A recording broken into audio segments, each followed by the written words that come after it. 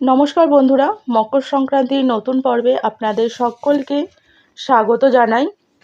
2025 সালে মকর সংক্রান্তির বিশেষ পর্ব নিয়ে আলোচনা করব আজকের পর্বে রয়েছে 2025 সালে মকর সংক্রান্তি বা পৌষ সংক্রান্তি কবে। 2025 সালে পঞ্জিকা মতে মকর সংক্রান্তি তিথি কখন শুরু হচ্ছে এবং কখন শেষ হচ্ছে। এই দিন গঙ্গা স্নানের শুভ সময় কখন। মকর সংক্রান্তির দিন অনেকেই সত্যনারায়ণ পূজা করে থাকেন। এই দিন সত্যনারায়ণ পূজার সঠিক সময়সূচি। আর্থিক সচ্ছলতা বজায় রাখার জন্য কোন কোন জিনিস দান করবেন আর দান করার শুভ সময় কখন রয়েছে। আর জানব এই দিন কোন কোন খাবার খাওয়া উচিত আর কোন খাবার বর্জন করবেন। এই সমস্ত কিছুই থাকছে আজকের ভিডিওতে, তাই ভিডিওটি স্কিপ না করে ভিডিওটি পুরো দেখার অনুরোধ রইল। তাহলে চলুন ভিডিওটি শুরু করা যাক।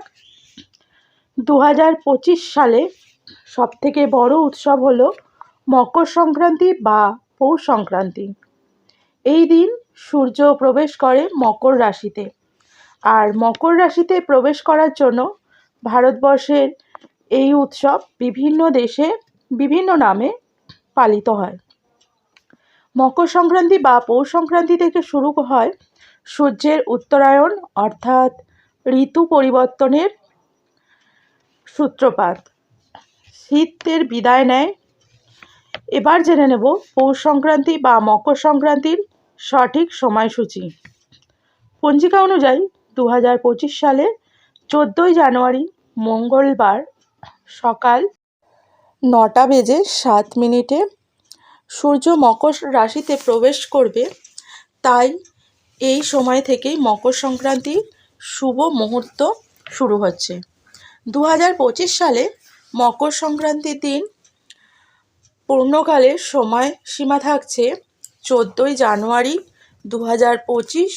মকর সংক্রান্তির পূর্ণকাল থাকছে 8 ঘন্টা 42 মিনিট এবং পূর্ণকাল সময় শুরু হচ্ছে 9:07 থেকে 5:50 পর্যন্ত।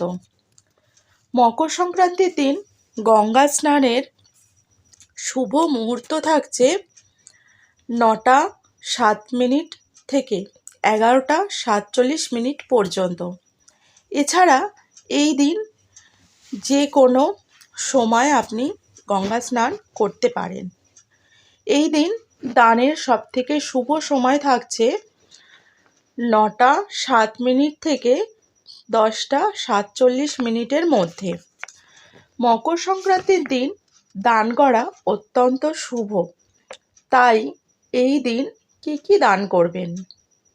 এই দিন অবশ্যই খাদ্যশস্য দান করবেন, শীতের বস্ত্র দান করবেন, তার সাথে চালের তৈরি পিঠে, মিষ্টি, তিলের তৈরি যে কোনো খাদ্যবস্তু অবশ্যই দান করবেন।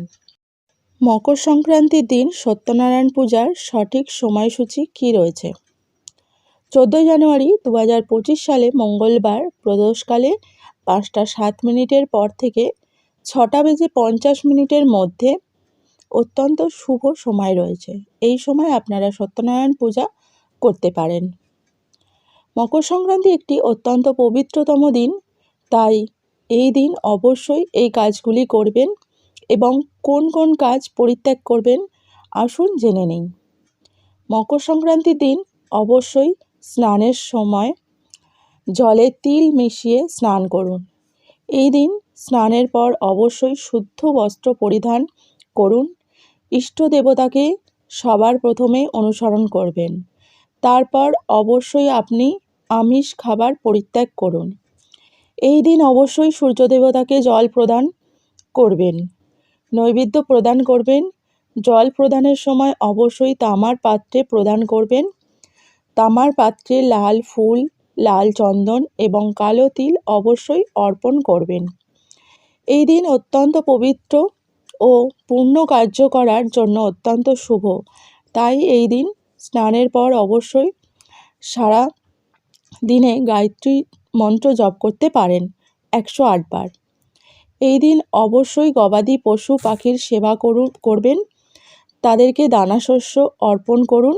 এতে আপনার দেহ শান্তি হবে এবং গ্রহদোষ দূর হবে। তাহলে বন্ধুরা, আজকের ভিডিওটি কেমন লাগলো অবশ্যই কমেন্ট করে জানাতে ভুলবেন না।